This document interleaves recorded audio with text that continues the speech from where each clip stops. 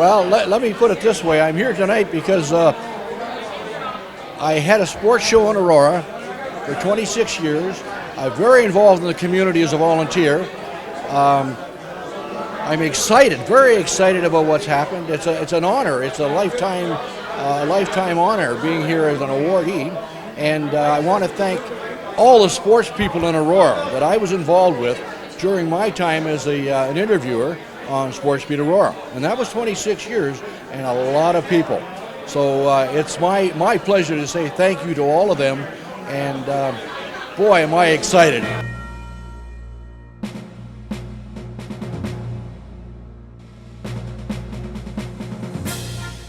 Lowell McClenny was born on October 4th, 1940. The McClenny family is an original Aurora family, which can be traced back into the 1800s. But due to a shortage of work in Aurora at the time, Lowell's father was working in Toronto at Silverwood's Dairy. As a result, Lowell was born in Toronto, but shortly afterward, his father began working in Aurora again, and the family moved back to town, and Lowell spent the rest of his 75 years right here in Aurora. Lowell's first job during high school was packing groceries at the IGA on Wellington Street in Aurora, earning 50 cents an hour. He left school in grade 10 to assist his father with his door-to-door milk delivery business until his father, who had suffered from heart attacks, regained his strength and was able again to work on his own. Lowell purchased a franchise from Cousins Dairy in 1958, and his route was North Aurora until milk sales dropped due to the introduction of convenience stores such as Max Milk. Lowell met his wife Carolyn on Yonge Street in late summer 1962, and 6 months later they were married at the Aurora United Church on March 2nd, 1963, and they celebrated their 50th anniversary in 2013. They have 2 sons, 4 grandchildren, and 2 great-grandchildren. Lowell joined the Aurora Police Department on July 1st, 1965 as a police officer and worked his way up the ranks until January 1st, 1971, when York Region was born. He joined the newly formed York Regional Police Department until retiring as superintendent on October 4th, 1999, serving the community for almost 35 years. His media involvement came about when his eldest son played recreational hockey and then minor hockey in Aurora. Lowell voiced his concerns about the coaching to the president of the Minor Hockey Association, who then in turn suggested Lowell run for election for the executive to make positive changes. So Lowell did just that and was elected director of Aurora Minor Hockey for a year, and then he took over the position of president for the following 9 consecutive years. He coached at all age levels for an overall involvement of 15 years. He was also an executive member of Aurora Minor Lacrosse, as well as a coach and referee. Aurora Cable was founded by Jim Irvin and was the town's only cable provider at the time of its inception in 1969. Lowell was Aurora Cable's TV play-by-play announcer for minor hockey, minor soccer, and the Aurora Tigers, Junior A games, and the St. Andrews College McPherson Tournament from the late 1970s until the year 2000.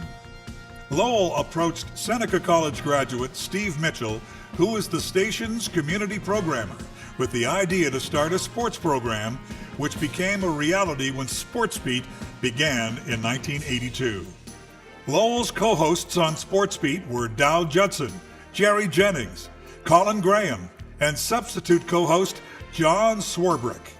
The first guest on the show, which was taped in an old house on Yonge Street that had been converted to offices with 1 microphone and 1 camera, was Steve Buffrey, who was the sports reporter around town in those days, now reporting for the Toronto Sun.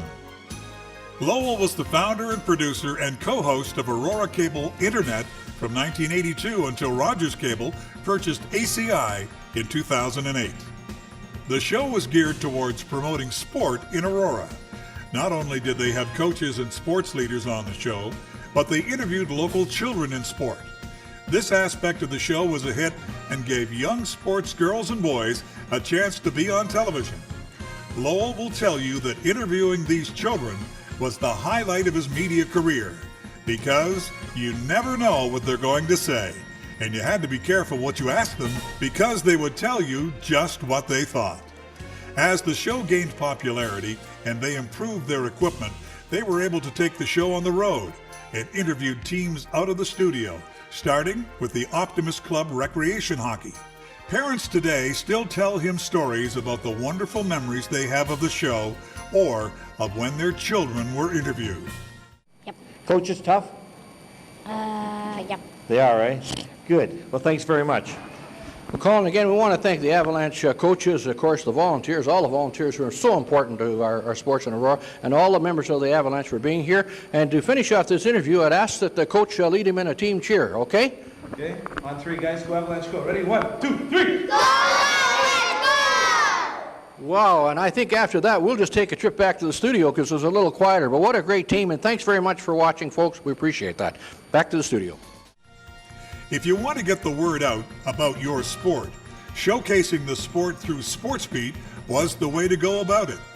The show helped promote all sports in Aurora, but particularly helped get the ball rolling for rugby as well as indoor volleyball. Among the many guests on the show were Jim Elder, Brian and Karen Stemmel, and Alan Dean, as well as many other familiar faces in sports in the town of Aurora. The last guests to appear on the show were former owner of the Auroran, Ron Wallace, and his wife Patricia. Patricia was also Lowell's niece, and it was fitting that Ron and Patricia ended off the show.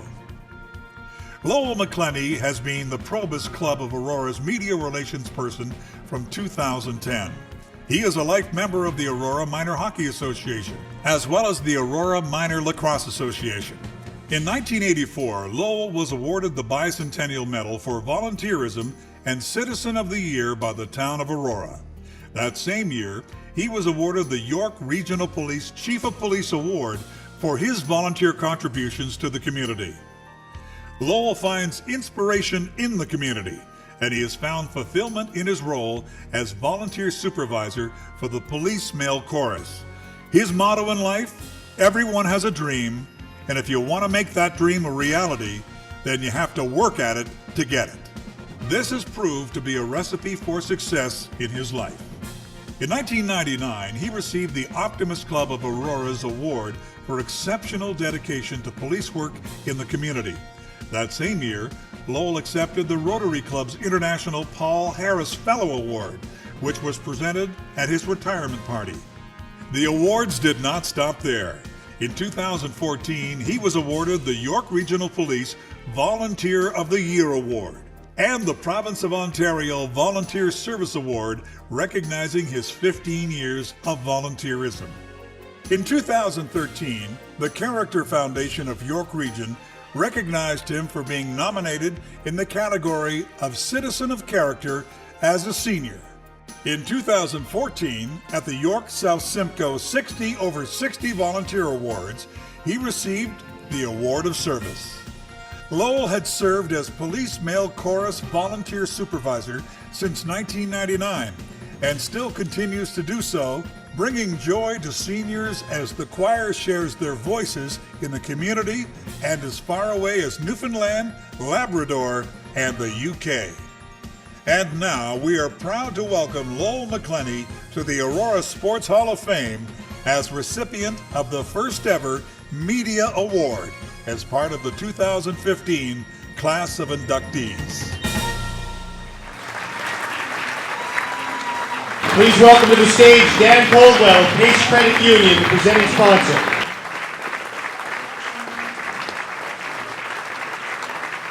And ladies and gentlemen, Lowell McClenny.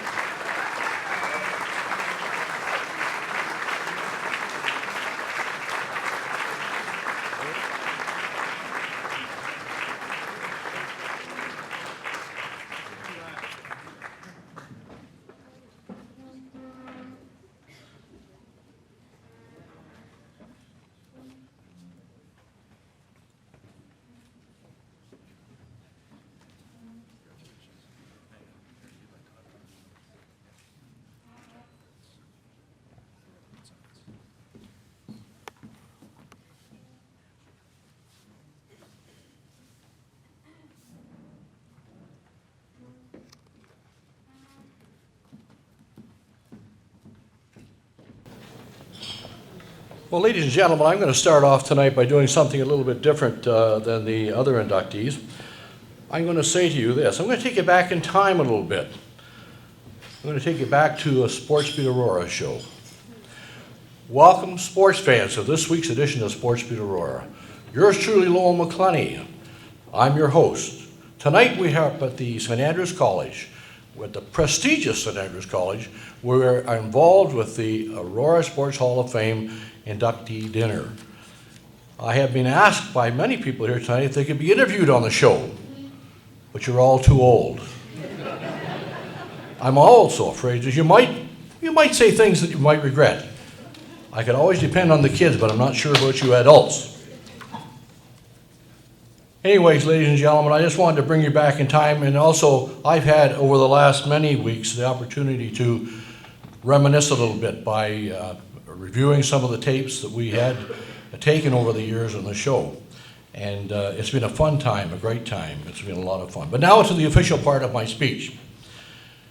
Your Worship, Mayor Daw, members of council, honored members of the Aurora Sports Hall of Fame, fellow inductees, donors and sponsors, Aurora Sports Hall of Fame, specifically Ron Weiss, members of Sport Aurora, guests and families. To begin, I would like to take this opportunity to sincerely thank the Aurora Sports Hall of Fame Board of Governors for selecting me as the recipient of the very first ever Aurora Sports Hall of Fame Media Award. This is not only an honor, but it's a thrill of a lifetime. I would be very remiss if I didn't extend my thanks to Pace Credit Union for again being a solid supporter of our community here in Aurora by sponsoring tonight's Media Award. Congratulations to Alan Dean, Mark Heath, and Ken Sinclair for their induction into the Hall of Fame tonight as well. It is indeed a distinct honor to be included in this evening's prestigious induction ceremony with such a distinguished group of sports personalities. My involvement into the world of television sports media began in the mid-1970s. During my term as president of the Aurora Minor Hockey Association, I was asked to do play-by-play action of some of the minor hockey games.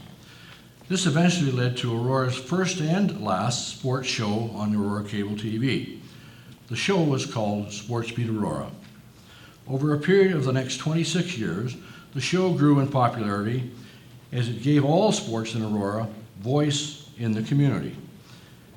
The show was a venue for announcing local sports results, interviewing individuals about their involvement in sports, some of who are here actually tonight. I've noticed a lot of people here tonight who have been on the show.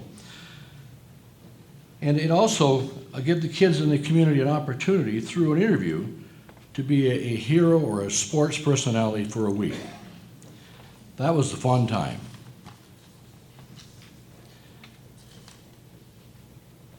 In the fall of 2008, Sports Beat was canceled, and unfortunately, my career as a media personality came to a very quick end.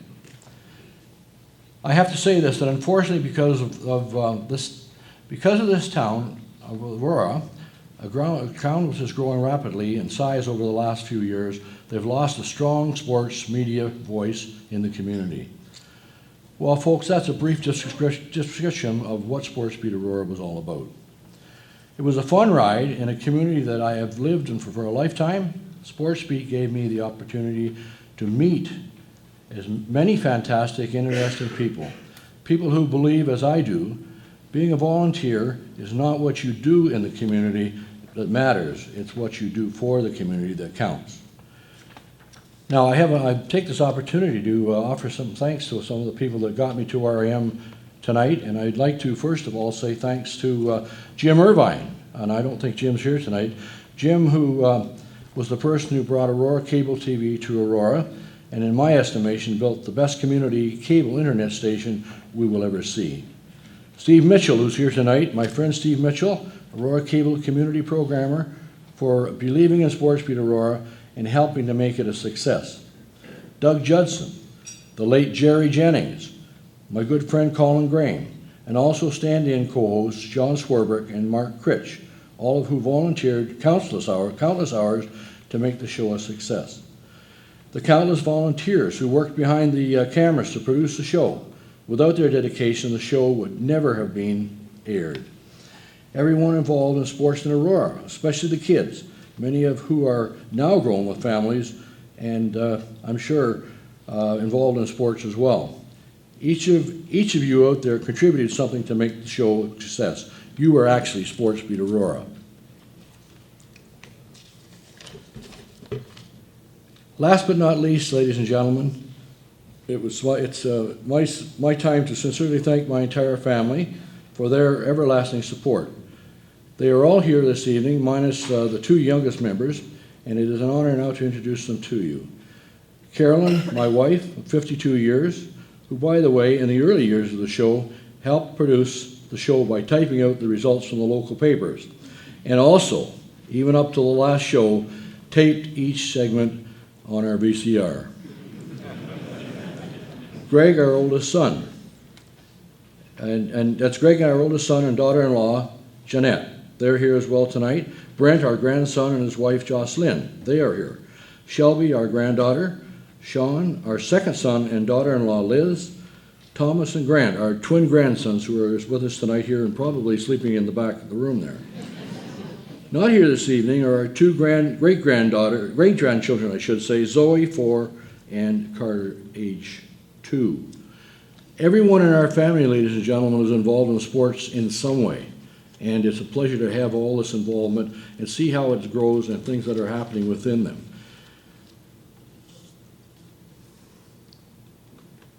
I'd like to close by saying, I'd like to take this opportunity to sign off tonight by using the closing statement that we used on our show for so many years.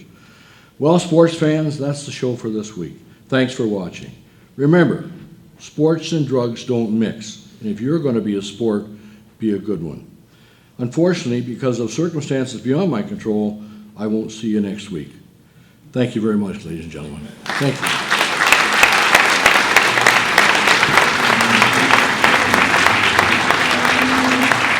Officially present 2015 inductee, Lowell McClenny.